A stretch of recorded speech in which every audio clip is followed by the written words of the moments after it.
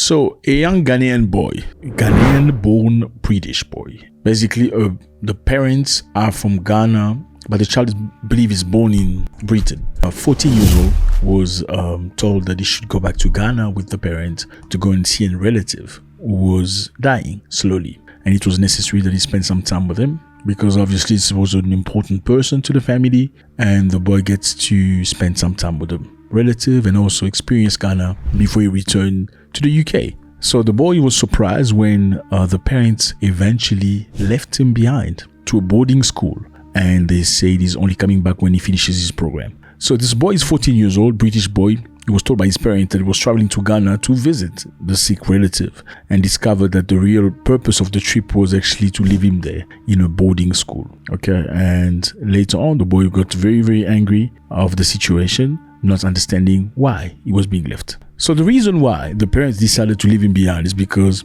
they realized there was frequent school absence, unexplained money in the boy's pocket, and an alleged knife possession. So the boy is not going to school every single day. He has money all of a sudden that comes out of his pocket, and he's got knives, 14 years old. So the parents get very worried, okay? Like any other parents get worried. And usually Africans that grow up or spend their life in foreign lands will tend to send you back home so you can go get redress or perhaps learn, acquire the knowledge that you need. So the boy denied involvement in a gang or carrying a weapon. Nevertheless, his parents believed that a change of environment was necessary. They took the boy back in Ghana, put him in a boarding school, and they returned to the UK. The goal was, okay, let's get the boy in Ghana until he gets his GCSE, General Certificate of Secondary Education. So living in Ghana, obviously, after intermittent electricity, meaning electricity is on, sometimes it's off, because that's what Africa is. Many countries in Africa, you don't get electricity 24 hours a day.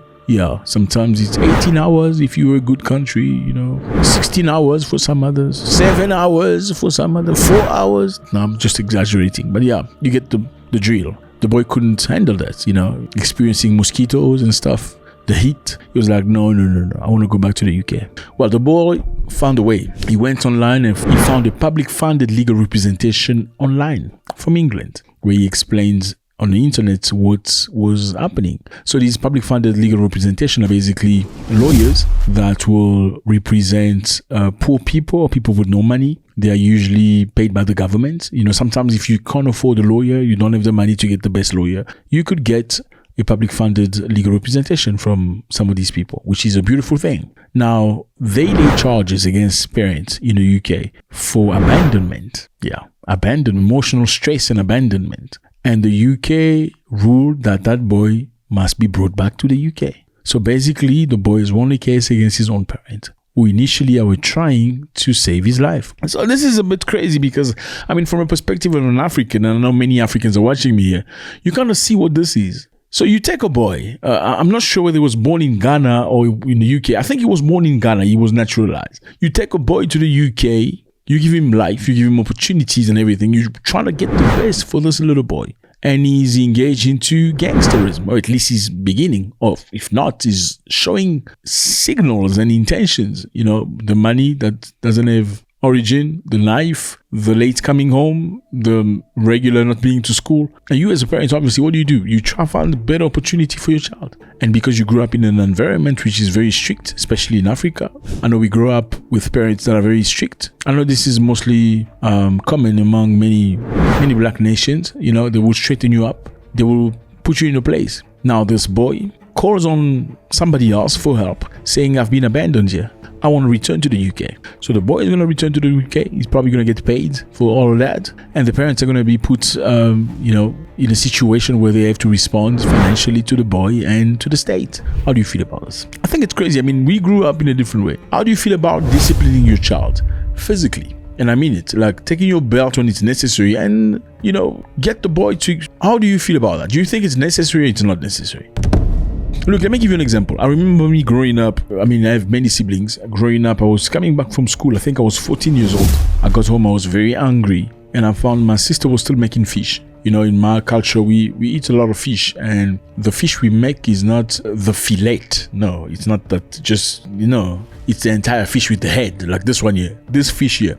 We eat everything and the head, you know, we just remove the intestines and stuff like that. Some places in Africa, they actually eat intestines as well. And the, whatever you call that thing in the thing they used to breathe. I don't know what you call that stuff. We remove it, but some people eat it. Like in Uganda, I think they eat the stuff of it. But anyway, everybody on their own. So my sister was busy washing the fish and getting it ready while I was very hungry. I think it was about 2 o'clock in the afternoon. And I got home and I was like, why is there no food in this house? We're coming from school, we're tired and there's no food. What kind of a life is this? And my sister was not happy that day. And let me tell you, this sister of mine is about 10 years older than me and much shorter than me. She came to me with the hands full of liquid from the fish, you know, the stinky fish. She grabbed me like this on my white shirt.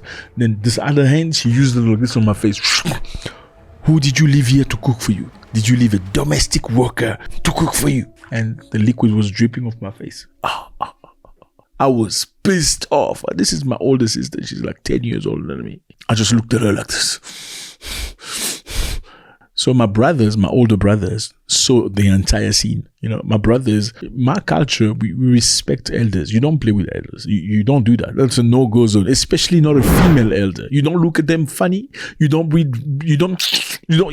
none of that. Yeah, they saw that. So my parents have always been very protective over me because of my mom's history anyway. And that's a story of another day. But they couldn't punish me in front of my parents. No, they couldn't. So what they did was they waited for my parents to look away. As soon as my parents looked away, they pulled me. Like my 3 brothers carried me up to outside the compound, like my Nigerian friend like to say. They put me outside the premise. They beat the living shit out of me for disrespecting my older sister. I'll never forget. I was screaming. That's when my mom came running. But when my mom came running, they did the job already. It was job done. Bye. They just abandoned me there. But did it play a role? Yes, it played a major role on how to respect my sister. I remember I used to wear sneakers and stuff. She had very cute, nice sneakers. And because I was growing up, she was older than me and they fit me. And I used to put them on. And she'd be like, don't do that. And I would wear them, trying to look nice to the girls. But that was a day where I learned how to respect this lady. Up until now, I mean, when she speaks, I bow down. She's my older sister. You know, is this bad? No, it's not bad. It's culture. It's tradition. If I come out to be a challenged child or a person that's emotionally hurt, absolutely not. I'm 100%. I mean, do I look like I'm hurt? No. Do I have any problems mentally? No, I don't. Absolutely not. You know what I mean? So, do you believe this is necessary? I mean, look, I used to steal money from my mom.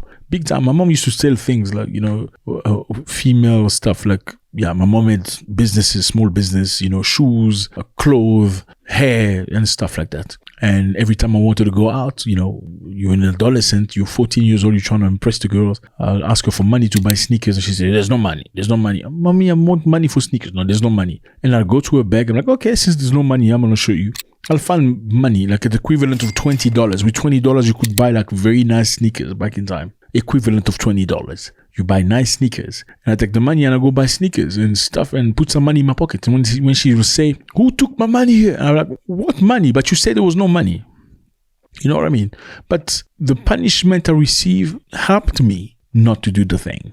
Do you think that's a way to raise a child? Do you think punishment is imperative? Do you think it's necessary to physically punish a child? And I know some people like it, some people don't like it. I mean, I'm a firm believer that, you know, educating your child in the most firm way possible is a good thing. But I'm also one of the people that used to think that was the only way to bring a child up. Okay? Until I saw firsthand, you know, a cousin of mine's child grow up straight, never been touched, never been pusculed or anything, but a good child. So maybe it's usable for some people and it's not usable for other people. Maybe it's case by case. Some kids need to be straightened. Like this kid in Ghana, somebody need to treat the problem. Somebody got to do something about that boy. Because how do you take your parents to court? I mean, if they abuse you physically, I can understand. If they were trying to do something weird to you, I can understand. But you acting weird, you're doing funny things involving gangsterism and you take them to court and you still want to be my child? I don't know how I feel about that. This is crazy stuff. I mean, we see long stories. Look, let me put it this way for you. We see a lot of stories of Africans when they go to London or Europe in general or USA, they change.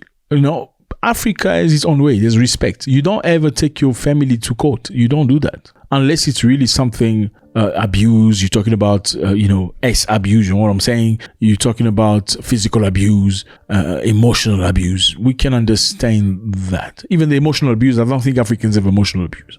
We don't perceive that. Africans, in most general, don't even think about depression. We don't think about depression. We don't ever think we're depressed. We feel like you gotta be stronger than that. Like, what do you mean you're depressed? There are many places in Africa, people, when you say you're depressed, they think have you lost your mind? How are you depressed? Put yourself together. What do you mean you're depressed? Did it work? Well, it's worked. Were people working, functioning while depressed? Well, they did. Did they get adapted? Yes, they got adapted and continued.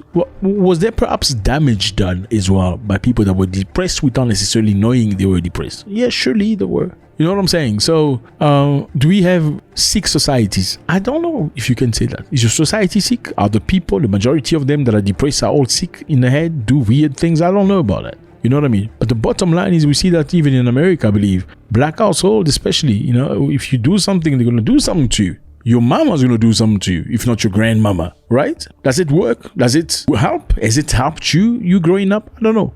Now, many Africans also complain about things along the line like, if you bring somebody with you overseas, we're talking about Europe or America. Let me put context for you. I know a lot of people maybe don't understand. A lot of Africans love going to Europe and America. Why? Looking for better life. And having person who wants to be in your life, who has opportunities or has been set in Europe, is a win-win, okay, for many people. That could be an incentive for women to be interested in a man because you got a passport from France, because you got a passport from Belgium or UK or whatever. It is true. Many women we've seen abandon their lovers, local lovers, to follow a lover from Europe because the lover from Europe. Yeah, it's sad, but that's the situation because they feel it's a much better opportunity. Well, you see stories along the lines of people coming to Africa, marry a woman, take her to Europe.